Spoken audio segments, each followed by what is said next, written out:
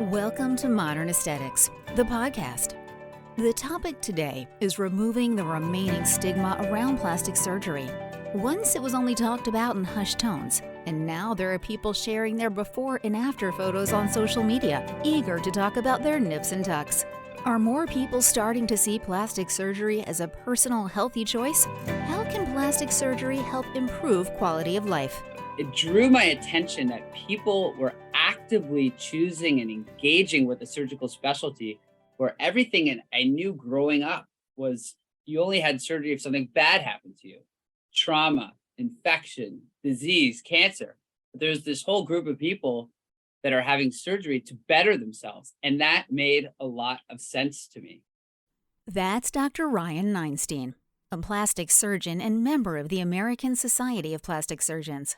He is discussing his experience with destigmatizing plastic surgery, why things are changing, the importance of self-actualization, and the non-cosmetic benefits of plastic surgery.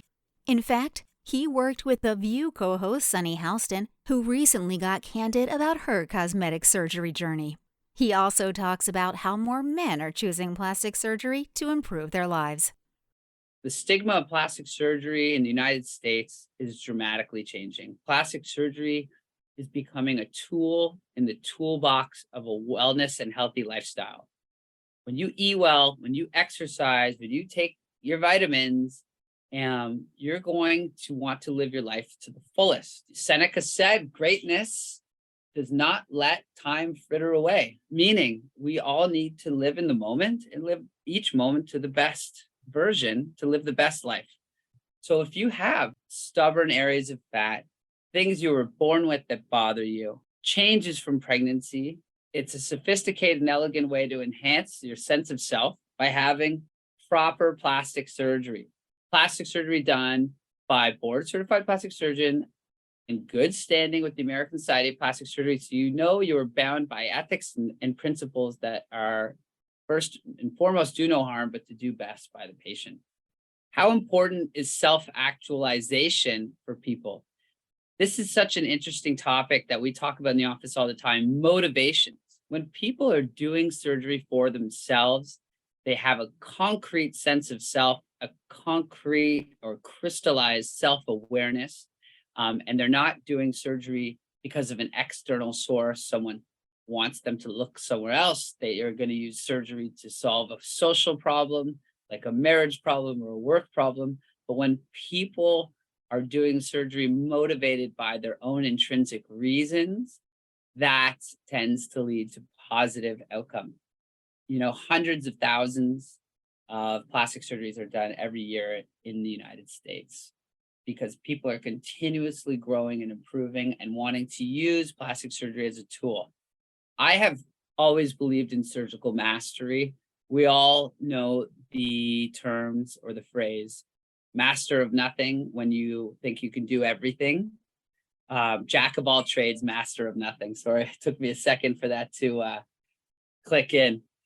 To me, there is nothing more beautiful in life than the pursuit of mastery. Whether you're any of the people I read for inspiration, a Japanese archer in the 1800s or a chemist in the early 1900s, fully devoting yourself to the details of a specific task is actually completely blissful.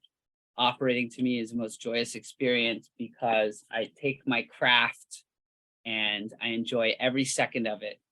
It's almost like a state of semi-consciousness when I'm operating, where I really have a great sense of tissues and how things move and glide and the aesthetics that we're trying to achieve. And by focusing on these details day in, day out, we are always manipulating every minor detail to slowly nudge the operation better.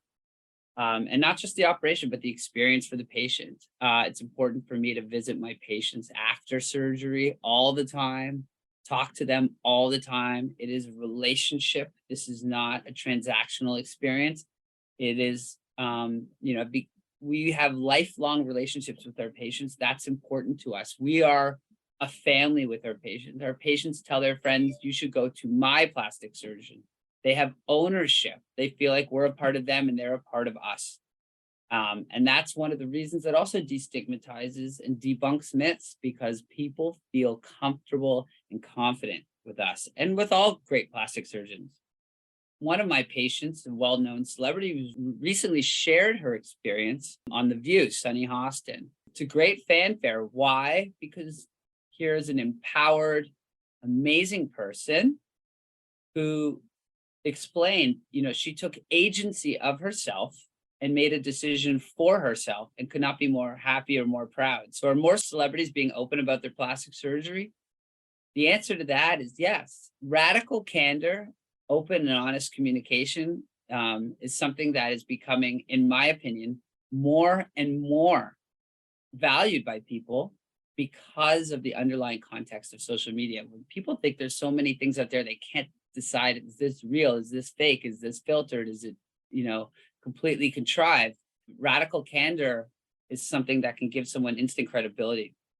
Does social media influence and reduce some of the stigma? I actually love social media. I think it's a great way to share your personality. And we give people a real glimpse of who we are personally and professionally, because we all like to spend time and do things with people we like. Meaning, I want to do things with people who are into the same things as me, that have common, the Venn diagrams of our lives should overlap.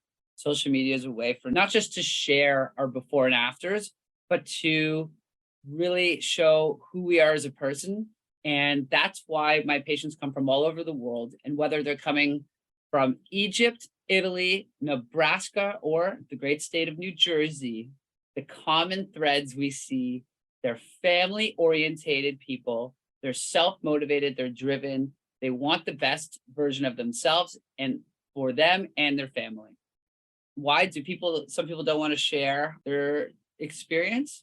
Honestly, I feel almost everyone wants to share. It's not exactly a binary thought process, the sharing. What I found, it's like most things in life, it's a gray area. Some people tell all of their friends, but don't want their pictures shown on social media.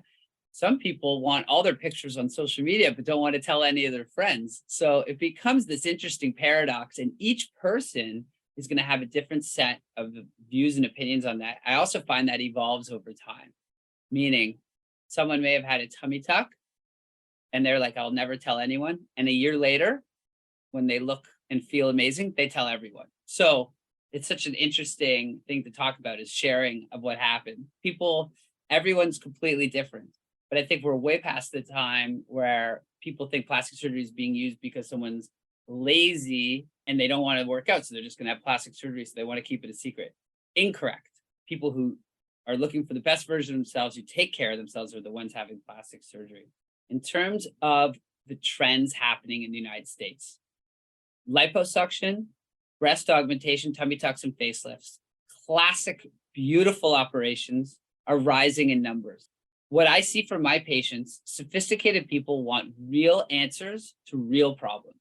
If you have loose skin, 3 babies on your stomach, they're tired of devices, they're tired of creams, they're tired of all the, the gimmicks. Just do the best operation with the best experience that solves the problem. They have a job to be done, and the solution is typically a major operation.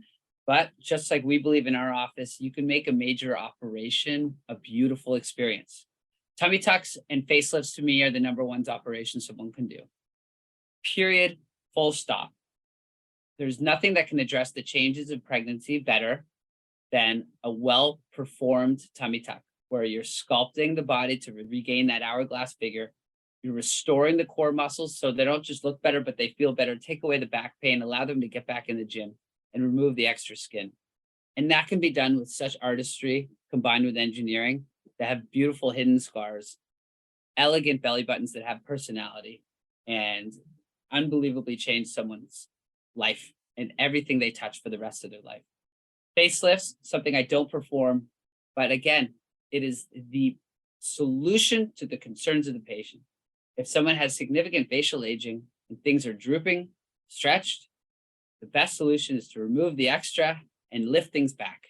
And it's not necessarily to look different, just to look like the best version of themselves. Here in New York City, what's interesting, and this is starting to spread throughout the country and throughout the world, we're seeing more and more men having plastic surgery. Why? Well, men want to look good and feel good too. And men are also taking better care of themselves than they have before. But common things being common. The so-called man boobs or gynecomastia is something we all see. And this bothers active men who want to be out on the beach or out in the gym wearing a tight t-shirt without feeling self-conscious. Or the flanks, I can tell you, no matter how much I diet, my flanks are still popping out of my jeans a little bit. So there's always something that can be nipped and tucked, and men are more interested in getting those final mile surgeries than ever before. Plastic surgery is a healthy tool for a healthy person, and it should not be used to replace anything. When done appropriately, perfectly, with a beautiful experience where the patient feels loved, patient feels cared for, patient feels respected, it should impact everything they do for the rest of their life.